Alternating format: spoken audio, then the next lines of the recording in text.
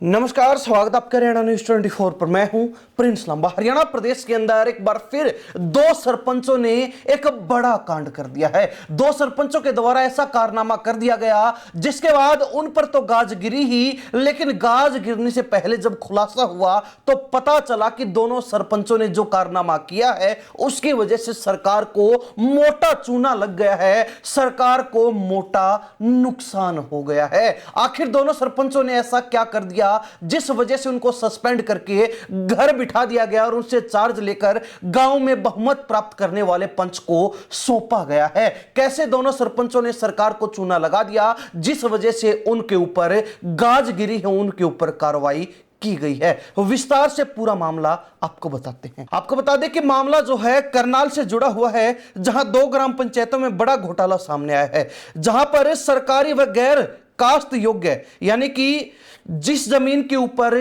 कृषि हो ही नहीं सकती है, फसल उगाई ही नहीं जा सकती, खेती की ही नहीं जा सकती, गैर काश्त योग्य जमीन पर कागजों में फसल उगाकर उसे पोर्टल पर दर्ज करा दिया गया। जांच में खुलासा हुआ कि शमशान घाट, स्कूल व गोचारण जैसी जमीन को खेती योग्य दिखाया गया और फर्जी तरीके से पंजीकरण कर आर्थिक लाभ लिया गया। मामले की जांच के बाद जिला उपायुक्त ने सख्त कार्रवाई करते हुए दोनों पंचायतों के सरपंचों को निलंबित कर दिया है। जिला उपायुक्त ने करनाल में ग्राम पंचायत अमूपुर व ग्राम पंचायत शामली के सरपंचों को सस्पेंड किया गया है। आदेश में कहा गया है कि पंचायत की चल अचल संपत्ति बहुमत प्राप्त पंच को सौंपी जाए। इसके साथ ही उपमंडल अधिकारी नीलोखेड़ी को जांच अधिकारी नियुक्त किया गया है, जिन्हें 30 दिन के भीतर जांच पूरी करके रिपोर्ट देने के निर्देश दिए गए हैं। यानी कि अभी भी सरपंचों का पीछा छुड़ा नहीं है, अभी भी उनके ऊपर जांच होनी है, जिसकी रिपोर्ट अधिकारी को 30 दिन के अंदर देनी होगी। अब यह पूरा मामला क्या है, सिलसिलेवार तरीके से आपको विस्तार से समझाते हैं। गांव शामली निवासी पंच बलराज शर्मा ने 9 जुलाई 2025 को जिला उपायुक्त को शिकायत दी थी। शिकायत में आरोप लगाया गया कि ग्राम पंचायत शामली और ग्राम पंचायत अमूपुर के सरपंचों ने गैर काश्त यानी कि गैर कृषि योग्य भूमि, गैर मुमकिन और बंजर जमीन को भी मेरी फसल मेरा ब्यौरा पोर्टल पर गेहूं व धान सीजन 2023-24 व 24-25 में निजी व्यक्तियों के नाम दर्ज करवा दिया। शिकायत में यह भी कहा गया कि पंचायतों ने सरकारी जमीन पर कागजों में फसल उगाकर उसे मंडी तक पहुंचाया और बेच भी दिया। इस पूरे खेल में कार्ती और उसके परिवार को किसान दिखाकर पोर्टल कराया गया, जबकि असल में जमीन पर पट्टेदार कोई अन्य व्यक्ति ही था। शिकायत मिलने के बाद मामले की जांच शुरू की गई। संयुक्त जांच रिपोर्ट के आधार पर 1 दिसंबर 2025 को दोनों सरपंचों को कारण बताओ नोटिस जारी किया गया। इसके बाद 11 मार्च को सुबह 10 बजे निजी सुनवाई के लिए भी दोनों सरपंचों को बुलाया गया और 27 मार्च को दोनों सरपंचों की सुनवाई पूरी की गई। बलराज शर्मा, जिस पंच ने शिकायत दी थी, उसने बताया कि जांच रिपोर्ट के अनुसार गांव अमूपुर में कुल लगभग 94 एकड़ जमीन थी। इसमें से 6 एकड़ 5 कनाल 18 मरले जमीन गैर काश्त या गैर मुमकिन थी, जिस पर खेती संभव नहीं थी, जबकि 87 एकड़ 5 कनाल 42 मरले जमीन काश्त योग्य थी। लेकिन इस पूरी जमीन को ईश्वर चंद के नाम पोर्टल कर दिया गया, जबकि असल पट्टेदार कोई और ही था। इसी प्रकार गांव शामली में कुल 48 एकड़ 7 कनाल 19 मरले जमीन थी। इसमें से 30 एकड़ 3 कनाल 1 मरला जमीन गैर काश्त या गैर मुमकिन थी, जहां फसल हो नहीं सकती थी, खेती मुमकिन नहीं थी, और 18 एकड़ 4 कनाल 18 मरले जमीन काश्त योग्य थी। जांच में पाया गया कि इस पूरी जमीन को ईश्वर, उनके पुत्र नवीश कुमार और पुत्र वधू पूनम के नाम पोर्टल कर दिया गया था, जबकि जमीन पर खेती करने वाले अन्य ही लोग थे। जांच में साफ हुआ कि आड़ती ईश्वर चंद और उसके परिवार को किसान दिखाकर पोर्टल किया गया। गैर काश्त योग्य जमीन को भी कागजों में खेती योग्य दिखाया गया और फसल उगने का रिकॉर्ड तैयार किया गया। इस फर्जीवाड़े के जरिए मंडी में फसल बेची गई और आर्थिक लाभ उठाया गया।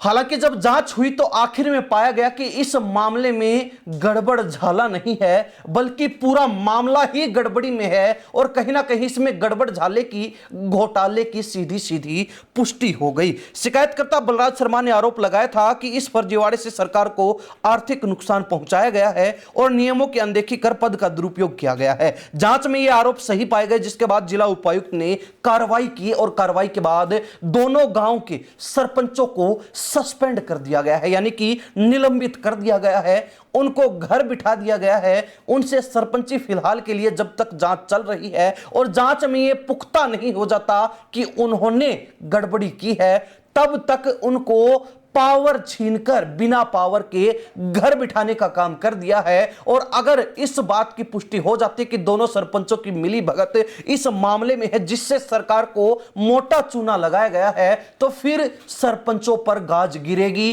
कार्रवाई होगी, एक्शन होगा, जिससे उनको कोई भी नहीं बचा पाएगा। हालांकि जांच के लिए 30 दिन का समय निर्धारित किया गया है। इस दरमियान रिपोर्ट सौंपनी ही होगी जिस अफसर को यह जिम्मेवारी मिली है, और अगर रिपोर्ट में दोषी सरपंच मिलते हैं तो फिर कार्रवाई होनी आगे निश्चित है। और यहीं से अंदाजा लगाया जा सकता है कि हरियाणा सरकार जो फसल खरीद के दौरान किसी भी तरीके की गड़बड़ी ना हो, सरकार को किसी भी तरीके से नुकसान ना पहुंचे, किसानों को किसी भी तरीके की समस्या का सामना ना करना पड़े, सारी चीजें जो है पारदर्शी तरीके से हो, किसी भी तरीके का गड़बड़ झाला घोटाला ना हो, इसलिए हर बार फसल खरीद शुरू करने से पहले हर सीजन में नए नियम लागू करती है, पुराने नियमों में बदलाव करती है और नियम अनुसार जो है अपनी कार्रवाई आगे बढ़ाती है। लेकिन सरकार को यह नहीं मालूम, सरकार को यह नहीं पता कि लोग कैसे जो है अपने पद का, अपनी पावर का,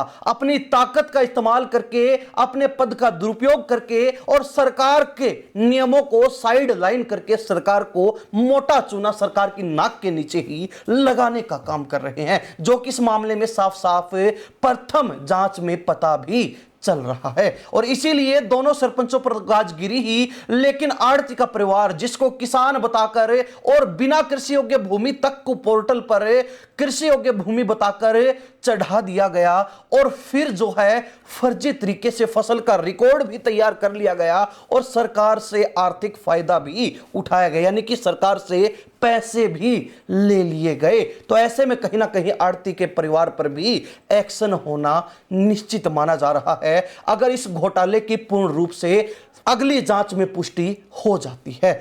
हरियाणा प्रदेश की जनता इस घोटाले को लेकर, जिसमें सरपंचों की मिली भगत प्राथमिक जांच में बताई जा रही है, आड़ती के परिवार की और सरपंचों के बीच जो मिली भगत थी उसके चलते सरकार को चूना लगाया गया है, इसको लेकर, इस पूरे मामले को लेकर क्या राय रखती है हरियाणा के किसान, इस मामले को लेकर अपनी क्या प्रतिक्रिया रखते हैं? क्योंकि सबसे पहले नियम जो है किसानों पर लगाए जाते हैं। आड़ती कुछ भी करे उससे कोई मतलब सरकार को नहीं है, लेकिन सरकार को यह भी सोचना चाहिए कि किसान अपनी फसल बेचकर अपने तक ही सीमित रहते हैं तो किसान क्यों गड़बड़ झाला करेंगे। लेकिन फिर भी नियम किसानों पर लगते हैं और आड़ती बिना नियमों के कहीं ना कहीं इस तरीके के गड़बड़ झाले सरकार की नाक के नीचे करते रहते हैं, जिससे सरकार को मोटा हर्जाना भुगतना पड़ता है, मोटा नुकसान उठाना पड़ता है। तो हरियाणा के किसान भी इस बारे में अपनी क्या प्रतिक्रिया रखते हैं कमेंट के माध्यम से जरूर लिखिए। इन्हीं सब बातों के साथ मैं प्रिंस लांबा, हरियाणा न्यूज़ 24। नमस्कार, जय हिंद।